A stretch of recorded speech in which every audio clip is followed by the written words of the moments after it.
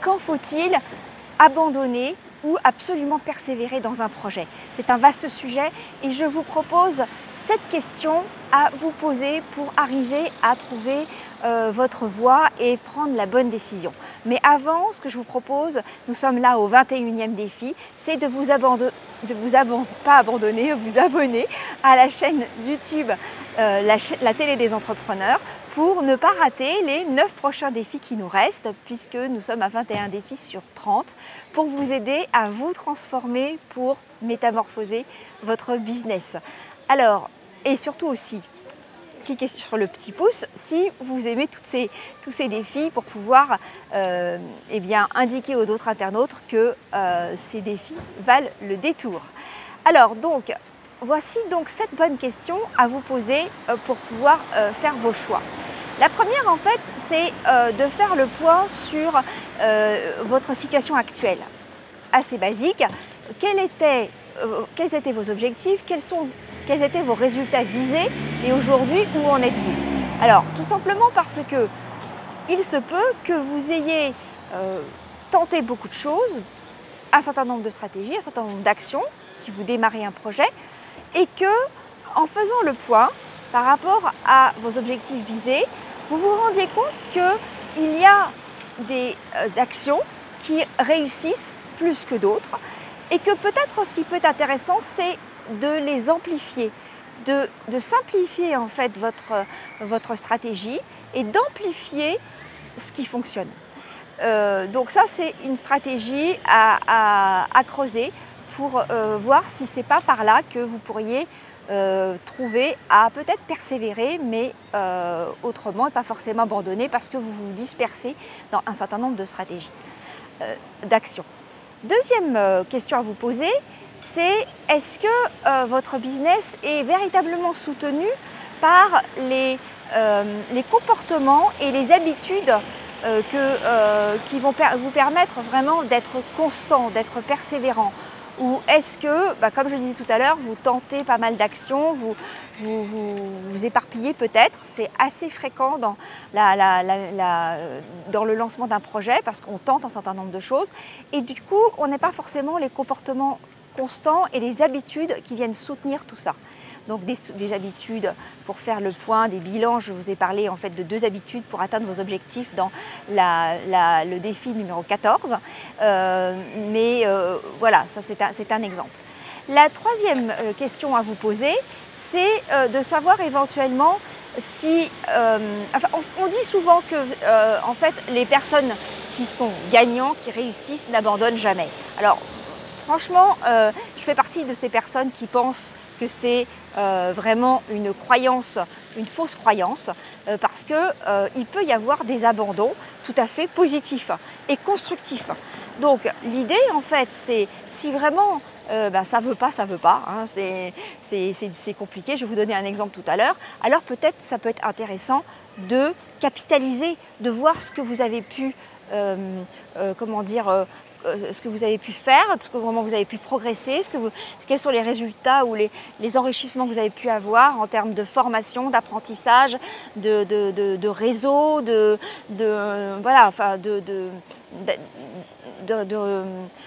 feedback au niveau des clients. Il y a plein de choses que vous avez certainement accumulées quand vous avez commencé ce projet-là. Et du coup, si vous abandonnez ce projet, qu'est-ce que vous allez pouvoir en retirer pour capitaliser? Alors, je vais vous donner un exemple. Parallèlement à la communication d'influence, le marketing d'influence, pendant des années, j'ai mis en place un autre projet qui s'appelait Amotis, qui était en fait de conseiller les collectivités pour les aider à mettre en place leur école numérique. Donc, c'était de l'assistance à maîtrise d'ouvrage. Et en fait, j'adorais toute la partie lobbying, mais la partie technique, c'était pas vraiment mon truc. Et je m'étais alliée avec un partenaire. Mais il se trouve que j'ai vraiment persévéré, je me suis posé toutes les questions que je vous pose là et toutes celles qui vont arriver. Et quand ça ne veut pas, parce que d'abord, il y a des choses qu'on ne contrôle pas.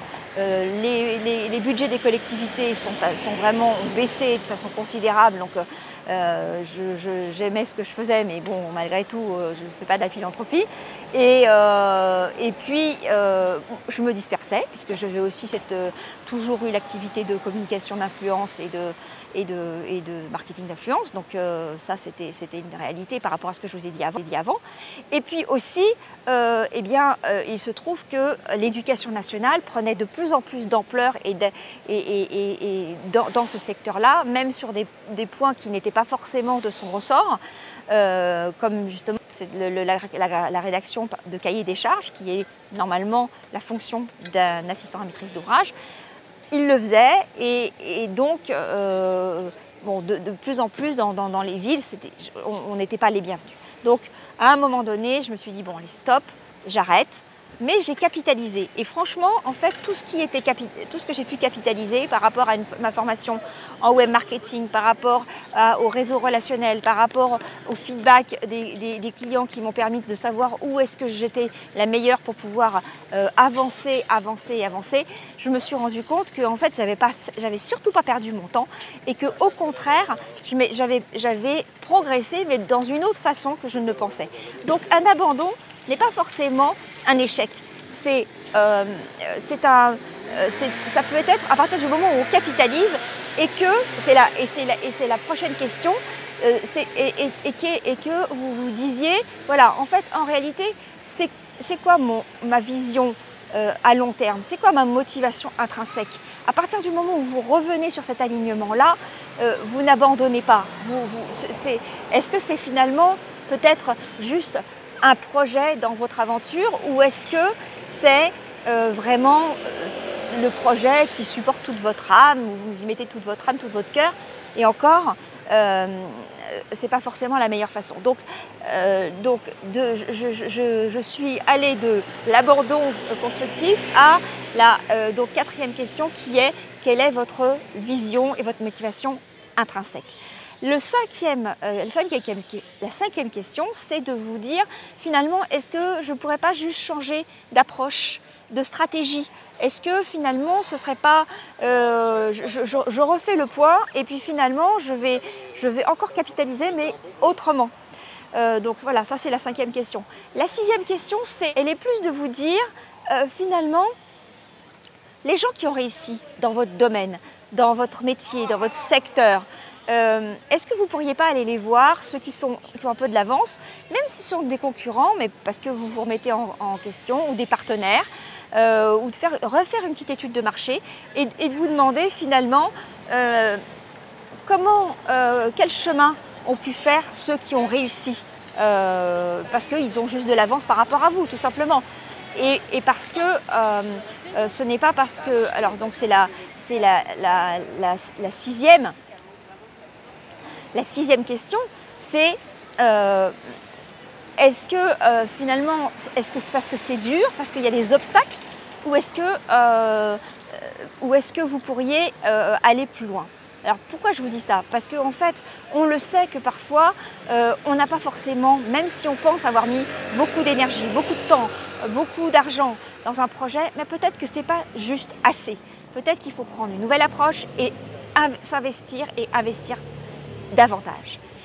La septième question à vous poser, elle est plus de l'ordre de l'émotionnel, c'est de vous dire, en fait, est-ce que vous pouvez vous projeter, on va dire, dans 10 ans? C'est le test des 10 ans. Est-ce que vous pourriez vous projeter et vous dire, comment est-ce que je me sens? Voilà, vous projetez-vous, vous imaginez que vous avez abandonné le projet, et donc du coup, qu'est-ce que vous ressentez au fond de vous? Est-ce que vous ressentez un soulagement? Et bon, voilà, c'est bon, c'est pas grave, vous êtes passé à autre chose? Ou est-ce que vraiment c'est une angoisse d'avoir abandonné ce projet parce que quelque part, vous savez que vous avez quelque chose à apporter? Voilà, c'est un test émotionnel d'interroger votre corps pour véritablement savoir comment votre inconscient peut vous guider.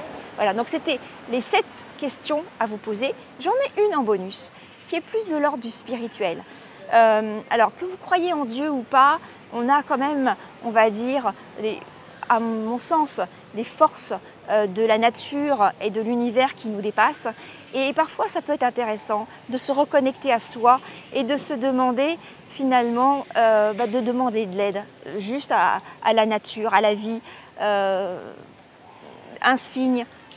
Voilà, bon, moi je le fais en tous les cas et ça m'a toujours réussi. Donc je vous le partage. C'était juste la petite question en bonus qui n'est pas cartésienne du tout. Mais voilà. Dites-moi dans les commentaires quelles sont les questions que je vous ai partagées qui vont pouvoir vous guider pour pouvoir faire ce choix, pour pouvoir prendre la bonne décision de savoir s'il faut que vous quittiez, vous renonciez au projet ou si vous devez absolument persévérer. Je serais ravie d'engager la conversation et le dialogue avec vous. Si vous avez des questions, en 30 ans de temps, j'ai vraiment eu l'occasion de revenir sur des projets, de persévérer, d'en abandonner, de capitaliser, vraiment tout ce que je vous dis, je l'ai vécu et revécu, j'ai fait plein d'erreurs, mais en fait en persévérant quand même dans le chemin de l'entrepreneuriat, on finit par réussir. Mais après c'est le choix du projet et encore une fois, quand on dit ceux qui réussissent n'abandonnent pas, la question c'est de savoir de choisir le bon projet. Voilà, donc je vous laisse avec toutes ces questions, je vous remercie beaucoup pour votre attention, surtout abonnez-vous à la chaîne La Télé des Entrepreneurs et cliquez sur la petite clochette, vous savez, pour être notifié des prochains défis qui sont publiés. Et également, appuyez sur le pouce si vous avez aimé ces défis. Voilà, je vous remercie beaucoup pour votre attention, votre confiance, votre temps et je vous retrouve dans le 22e défi, puisque nous étions au 21. Merci beaucoup, à très bientôt. Ciao.